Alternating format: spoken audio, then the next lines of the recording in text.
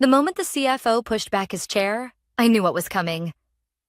I'd rehearsed this strategy meeting for months, preparing data, projections, risk assessments. Every detail polished until it gleamed. Yet nothing could have prepared me for the sight of 11 executives rising in unison like a perfectly choreographed rejection.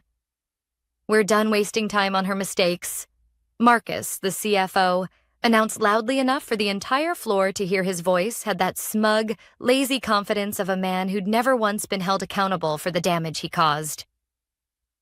The room shifted with the rustling of tailored suits and polished shoes scraping against the floor. Not one of them met my eyes. Not one. They gathered their tablets, stacks of untouched reports, their overpriced coffees, then moved as a single unit toward the door. My mouth opened, but no sound came out. I had been mid-sentence, explaining the structural failure patterns I'd uncovered in our logistics system, patterns that threatened our biggest contracts, patterns they knew had been buried long before I arrived. 11 executives abandoned the room, their backs forming a wall of silent dismissal. Marcus paused at the doorway, hand on the light switch. "Claire," he said without turning around, "don't bother finishing. No one cares." Then he flicked the lights off. The room dimmed, leaving only the pale glow of my projector illuminating the graphs I had worked on every night for the last 7 weeks. My heart hammered against my ribs, shaking with anger, humiliation, and something sharper. For exactly 30 seconds, I sat frozen, not moving, not breathing. Then everything inside me stilled. The fear evaporated. The shame dissolved. All that remained was clarity. I opened my laptop, navigated to a draft email I'd prepared days ago. One attachment, one sentence. I hit send by 2 p.m. 8 of them would be... But that moment would come later. Before the unraveling began, before the building would flood with investigators and panic, there was only the quiet hum of the projector and the single thought echoing through my mind. They just confirmed everything I'd suspected for weeks, that the executives were trying to divert attention from a major internal breach. Something serious enough that they were willing to sacrifice anyone who got too close. I just didn't know how deep it went. But now, their synchronized walkout was as good as a confession. I closed my laptop and took a long breath. The same breath I used to take before surgical presentations back when I worked in clinical risk analysis. Before the accident, before the lawsuit that pushed me out of medicine and into corporate compliance, I'd reinvented myself once. I could do it again. My name is Claire. Until last week, I was the director of strategic risk management at Viridian Industries, one of the largest supply chain technology firms in the country. A place that prided itself on innovation. A place that built its legacy on safety and transparency.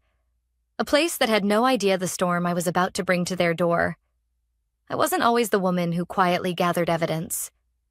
I wasn't always the woman executives feared. Growing up, my father worked in construction. He used to say, "Measure twice, cut once.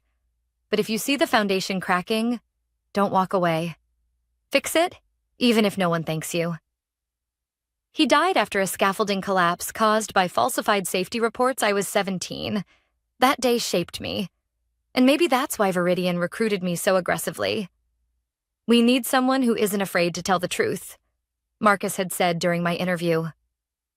Funny how quickly the truth becomes a mistake when powerful people feel threatened. The first red flag appeared during my 3rd week when I discovered a batch of internal audits missing from the digital archives. When I asked the audit manager about them, she went pale and muttered something about administrative misplacement. Then came the whispered warnings, the nervous glances, the unexplained resignation of my predecessor, and finally, the numbers. Oh, the numbers, the discrepancies, the patterns, the evidence no one wanted to talk about. They thought walking out would scare me, intimidate me, break me. Instead, they handed me the final puzzle piece. As I left the darkened meeting room, the projector still glowing behind me, I felt no fear.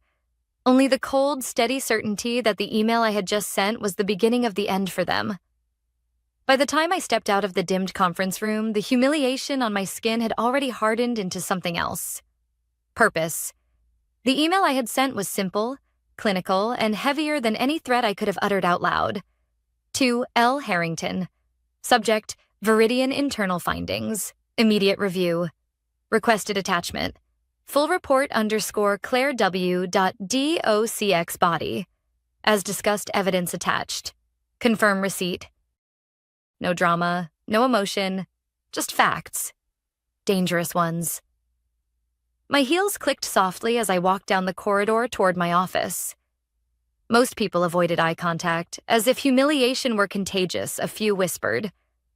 A few stared at their screens a little too intensely. But Nadia, one of my data analysts, glanced up with a look I hadn't expected. Fear not for herself. For me. She waited until the hallway emptied before approaching. They're saying you accused the logistics team of fraud, she whispered. That's not what happened. I know. She swallowed hard. They're spinning it fast. Marcus told the operations floor your report was destructive and grossly incompetent. Of course he did, classic preemptive retaliation. Thank you for telling me, I said. She hesitated. Claire? Be careful. Then she slipped back into her cubicle like a shadow afraid of light. Inside my office, I locked the door before sitting down. I didn't have long. When regulators receive a report like mine, especially one flagged urgent, things start moving quickly, yet everything that followed happened even faster than I expected. At 1:07 p.m., my phone buzzed. Unknown number? Claire Wilson? Yes. This is Agent Harrington. We've received your transmission. The tone was crisp, controlled, but beneath it was tension, real tension. We need clarification on several points, she continued, particularly the supply chain tampering and the altered subcontractor vetting forms. I can explain all of it. We'll need to conduct interviews today. How soon can you meet us in the lobby? I checked the time. 1:07 p.m. The executives weren't expecting anything until next quarter's audit. Give me 10 minutes, I said. We'll be there in 8. She hung up. 8 minutes, not hours, not days. 8 minutes until the first crack hit Viridian like a tremor before an earthquake. Before leaving my office, I opened the drawer where I kept my small external drive. I'd encrypted and backed up every piece of evidence. The altered reports, the deleted audits, the internal messages where senior management joked about creative compliance. I slipped the drive into my coat pocket, then grabbed only my essentials. Arrogant executives always believed they controlled the timeline. They were about to learn otherwise. When I reached the elevator, my reflection in the metal doors surprised me. Calm. Focused. Not a trace of the woman they'd tried to humiliate an hour earlier. The elevator opened, and standing inside was Marcus. He leaned against the back wall, arms crossed, eyes gleaming with a predator's confidence. Well, he said smoothly, that meeting sure fell apart quickly. You really should work on your delivery. I stepped inside without responding. The doors closed. Marcus chuckled. I heard you locked yourself in your office afterward. Emotional damage control? Something like that. You should know. He continued, lowering his voice. Your little presentation stunt won't save you. The board trusts us, not you, and we can bury this easily. I turned my head slightly. Can you? His smile faltered. Just a hair, but I saw it. When evidence disappears, he said, no one remembers it existed. My stomach tightened, not in fear, but in vindication. He'd just confirmed what I already suspected. They'd destroyed reports before the elevator doors opened. Marcus stepped out first, adjusting his suit jacket with the arrogance of a man who believed nothing could touch him. Try not to make a scene when HR calls you, he said over his shoulder. I watched him walk away. Try not to make a scene. The irony nearly made me laugh, because by 2 p.m., 8 of them would be. The lobby was busier than usual. Employees clustered near the coffee kiosk, murmuring over some company-wide memo I hadn't seen yet. When I walked past them, conversations abruptly stopped. And then the glass doors swung open. 4 individuals in dark suits entered. 2 women, 2 men. Agent Harrington led them, badge already visible. The entire lobby froze. People turned. Phones subtly lifted. Security looked uncertain. Federal Compliance Division, Harrington announced to the guard. We're here to review internal submissions made this morning and begin preliminary examinations. The guard's face drained of color. He fumbled for his radio. Harrington turned to me. Ms. Wilson? Yes. Please step with us. As we moved toward the internal corridor, whispers rippled across the lobby. Is that Claire? What's happening? Are we under investigation? My heart thudded, not from fear, but from the weight of what was beginning. We reached the private meeting rooms, and Harrington closed the door behind us.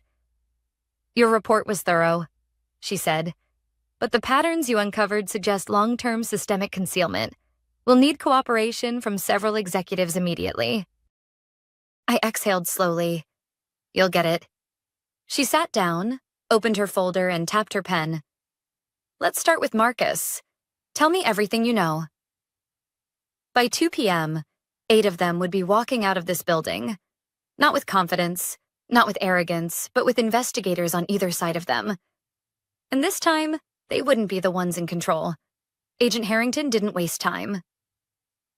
The moment the door clicked shut, she opened her file, eyes scanning the pages like she'd memorized half of it already.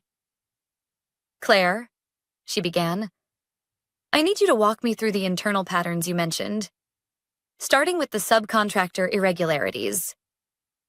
I nodded, pulling up my encrypted drive. It started small, missing signatures, duplicate approvals. Then I found supplier audits marked compliant despite failed background checks. Harrington exchanged a look with one of her colleagues. For how long? At least 3 years. The pen in her hand froze midair. That long? She repeated quietly. Yes, I said. And the scale is bigger than logistics financial reports were being amended after board reviews. Safety evaluations were rewritten to hide systemic problems, and someone, likely multiple people, deleted evidence from the archives. Which executives were involved? She asked. The patterns point to at least 8, possibly more. Her colleague, Agent Davis, leaned forward. Do you have proof of their direct involvement? Yes. I tapped the folder on my laptop. Email chains, approval stamps, metadata alterations, and recorded conversations. Harrington's brows lifted. Recorded? Meeting rooms auto-record everything under Section 4.3 of the company policy manual. Most executives forget that. A small, sharp smile appeared on Davis's face. Convenient. I nodded. Very. Harrington closed her file. Claire, what you've documented isn't internal misconduct. It borders on large-scale corporate fraud. We're going to need access to executive offices immediately. My pulse flickered. Then you're right on time. She checked her watch. 1:41 p.m., 19 minutes until the storm. The agents moved with quiet efficiency, a practiced choreography. Harrington gestured for me to follow her to the elevator. You'll stay with us, she said. We'll need your context for what we find. As we walked out, employees began noticing the badges, the folders, the expressions, fear, urgency, authority. A low murmur spread across the lobby like a rising tide. What's going on? Who are they with? Is this about the audits? But nobody asked me anything, they just watched. The elevator doors opened and the 4 of us stepped inside. Harrington pressed the button for the executive floor. As the doors shut, I inhaled slowly. This was the floor where everything began to unravel, and where everything would end. When we reached the top floor, the air was different. Quiet, polished, insulated from the rest of the company. The hallways looked expensive enough to hide anything. Maybe that was the point. The agents moved quickly, splitting into pairs. Harrington stayed with me. Whose office first? She asked. Marcus, I said. Start with the head of the snake. She nodded once. Inside Marcus's office, a junior legal assistant jumped to her feet. "You can't be in here." Harrington flashed her badge. "We can. And we are." The assistant went pale and backed away. Agent Davis began photographing the room. Another agent opened desk drawers, file cabinets, inspection logs. "Claire?" Harrington said. "Which files would he hide?" "Not in the obvious places." I walked around the room, scanning. Marcus always kept a secondary drive. He thought no one noticed him using it. Harrington asked, "Where?" "Right here." I crouched beside the radiator panel, a sleek, decorative cover. He used to reach under it during meetings. I pressed lightly. A soft click sounded. The panel opened half an inch. The legal assistant gasped. Davis looked impressed. Inside the compartment sat a small silver drive. Exactly where I knew it would be. Harrington removed it with gloves. "This could be critical." "It will be," I said. The assistant whispered. "He told us this was a ventilation panel." Harrington didn't respond. She simply turned to me. "Next office." By 2 p.m., the building was no longer quiet. Word had spread, faster than emails, faster than rumors, faster than fear itself. Executives were being escorted out of their offices, not in handcuffs, but flanked by federal agents, their faces rigid and colorless. The hallways filled with stunned employees watching their once powerful leaders shrink into shadows. Vivian, the operations VP, exited her office trembling. "What is this?" she demanded. "You can't, this is absurd." Davis held up a document. "We can, and we have a warrant." She spotted me then, standing behind Harrington. "You," she hissed, pointing a manicured finger at me. "You did this." "No," I said calmly. "You did this." Her lips parted in disbelief. She looked like someone watching her entire identity crumble. 2 more executives emerged from their corner suites as the agents read their temporary suspension orders. Their eyes flicked between each other, searching for someone to blame. Anyone but themselves. I stood still, watching the realization settle across their faces like a slow, suffocating fog. 8 executives, Marcus included, were guided toward the elevator. Some silent, some stunned, some whispering frantic explanations that wouldn't save them. The doors closed with a metallic thud. By 2 p.m., the power structure of Viridian Industries had toppled, and I had only begun. When Harrington and I returned to the corridor, she spoke quietly. "Claire, what you exposed may reshape an entire segment of this industry." I exhaled slowly. It needed to be done. "Just know," she added, "things may get complicated from here. People don't lose power quietly." I nodded. I'm prepared for whatever comes next. But the truth was, I wasn't prepared for who would confront me before the day ended. Because as we stepped into the hallway, someone was waiting. Someone I didn't expect. And the look in his eyes told me this wasn't over. It was only the beginning. He was leaning against the glass wall outside Marcus's office when we stepped into the hallway. Arms folded, expression unreadable. Daniel. Of all people, he was the last I expected to see there. He'd been my closest ally during my first months at Viridian. A senior project director with a reputation for integrity. Someone who'd warned me, quietly, subtly, that certain executives played by a different set of rules. He never gave specifics, but he always made sure I looked in the right places. And then, about a month ago, he changed. Stopped dropping by my office. Stopped answering after-hours calls. Stopped making the sarcastic comments that used to break tense days. I thought he was distancing himself for his own safety. Now I wasn't so sure. As soon as his eyes locked onto mine, the hallway seemed to tighten around us. Harrington paused beside me, assessing him instantly. "Ms. Wilson," Daniel said, pushing off the wall. "We need to talk." Harrington stepped slightly in front of me. "And you are?" "Daniel Hart, Senior Director." His jaw clenched.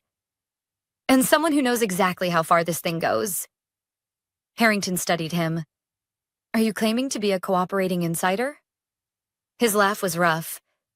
Claiming? No, I'm telling you. My pulse spiked. Daniel, what are you talking about?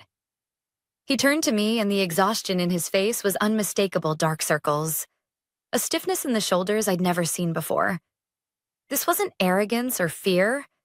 It was someone carrying too much for too long. I tried to warn you, he said quietly, but you kept digging faster than they expected. Warn me about what? I asked. He glanced at the nearby security cameras before lowering his voice. Tomas didn't leave quietly, and neither will they. The name hit me like a punch to the ribs. My predecessor, the man whose sudden disappearance started my suspicions.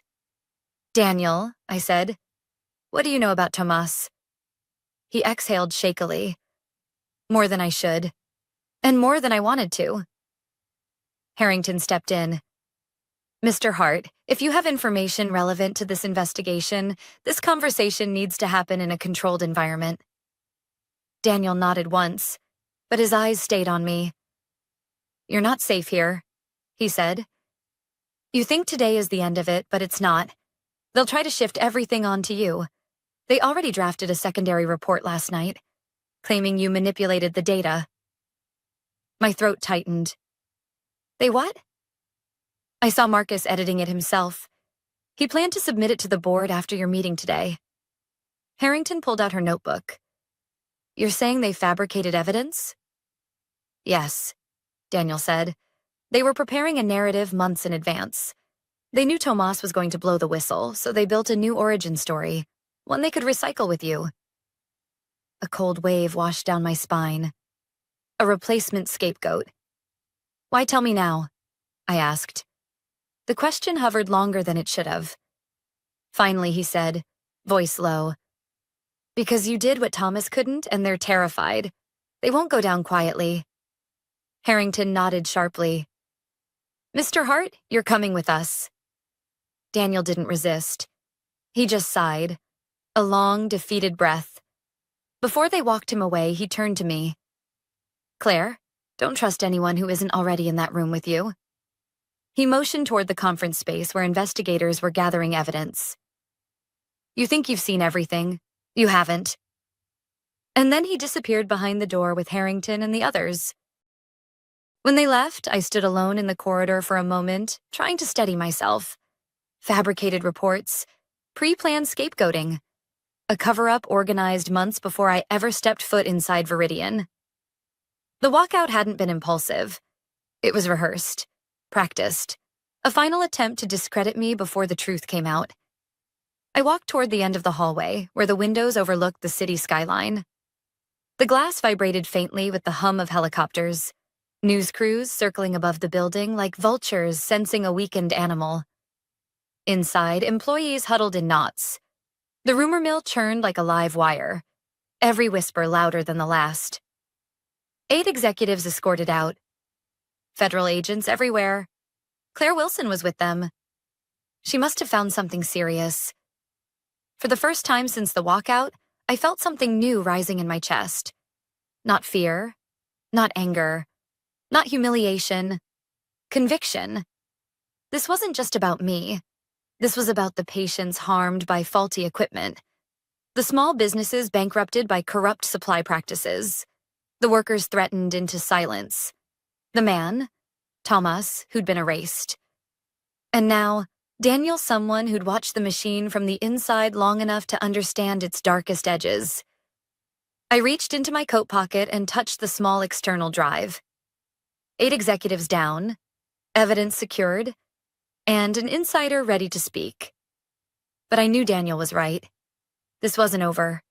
Not even close. Because the ones who hadn't been escorted out today, the ones still hiding in shadows, were far more dangerous. And tomorrow morning at the emergency board session, they would reveal themselves, willingly or not. By the next morning, Viridian's headquarters didn't look like a tech giant anymore. It looked like a crime scene holding itself together by a thread. Temporary barricades surrounded the property. News vans lined the sidewalks. Reporters clustered at the entrances, calling out questions I didn't answer. Inside, security had tripled. Employees walked quietly, avoiding eye contact, as if the building itself had become dangerous. The emergency board meeting was scheduled for 8 a.m. At 7:55, Zoe, the board chair's assistant, met me outside the executive floor. "They're waiting for you," she said softly. Everyone's tense. Tense was an understatement. When she opened the boardroom door, the air felt thick enough to chew. 20 people sat around the long walnut table. Board members, attorneys, senior staff who hadn't yet been suspended. 3 chairs sat empty, the ones taken away yesterday. Edmund, the board chair, stood at the head of the table. "Ms. Wilson," he said, "please come in." Dozens of eyes followed me as I walked to the front of the room. Some held anger, some fear. Some were simply empty, like they were already grieving the fall of something they had believed was unshakable. "Before we begin," Edmund continued, "I must inform the board that 8 executives have been placed on administrative leave pending investigation. The Federal Compliance Division has been granted full access to Viridian's internal systems." A ripple of alarm. One board member leaned forward. "Are we in criminal territory?" "That depends," Edmund said, "on the evidence presented today." He gestured for me to begin. I connected my laptop to the screen behind me. The lights dimmed. The same presentation the executives walked out on yesterday glowed across the monitors. Except this time, I included the missing slide, the one I'd saved. "Yesterday," I said, steadying my voice, "I presented structural failures in our supply chain protocols. What I didn't show was the root cause." I clicked forward. The screen displayed a timeline of altered audit results, manipulated subcontractor vetting files, and financial transfers tied to falsified safety records. A murmur spread across the room. "These patterns aren't accidents," I continued. "They're coordinated behaviors spanning at least 3 years." I turned to face them, and the executives who walked out yesterday were directly involved in all of it. One attorney raised a hand.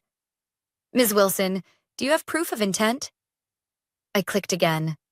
Screenshots of group messages, approval chains, metadata logs, a video clip from the day before. The audio played clearly. Marcus's voice echoed through the dark room. "Don't bother finishing, no one cares." A board member whispered, "My God." I paused the video. "This recording," I said, "was captured by the room's automated system according to Policy 4.3, which all of you approved." Silence thickened. Then someone spoke from the far end of the table. "Where is Thomas?" Edmund stiffened. "Tomas resigned for medical reasons. That's what we were told." "No," I said quietly. "Tomas created encrypted backups of all this data. He planned to submit it, but was threatened with fabricated fraud charges if he didn't sign a settlement." A wave of shock shuddered through the room. "How do you know that?" a board member asked. "Because yesterday," I said. Daniel Hart confirmed it. Edmund looked sharply at me. "Mr. Hart is cooperating?" "He is," I replied.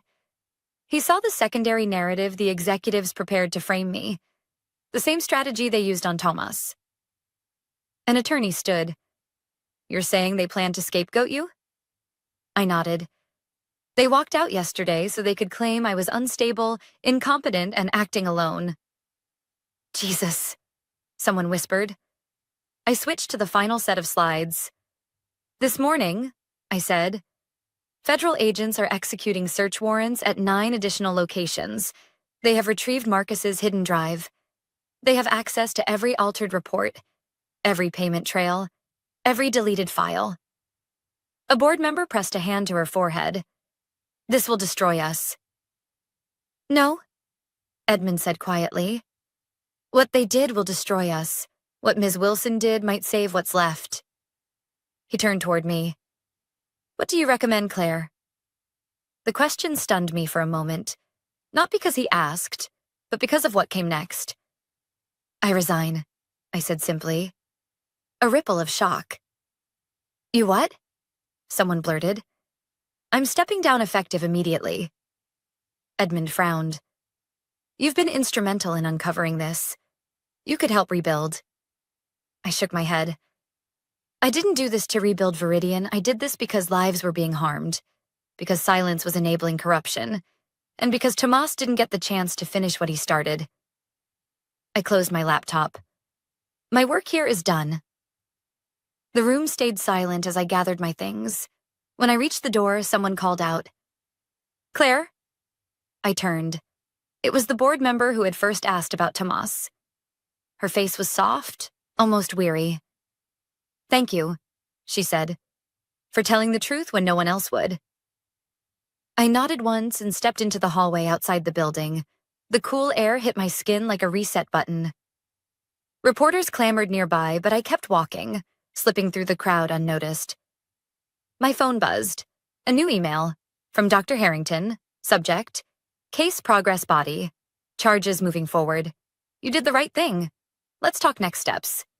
And below that, another email from Daniel Hart. Subject, whatever comes next, you didn't stand alone. I stood there, breathing in the morning light, feeling something I hadn't felt in months. Relief. Not victory. Relief. Because the message was clear. Power can corrupt. Silence can destroy. But truth, spoken by even one person, can move mountains.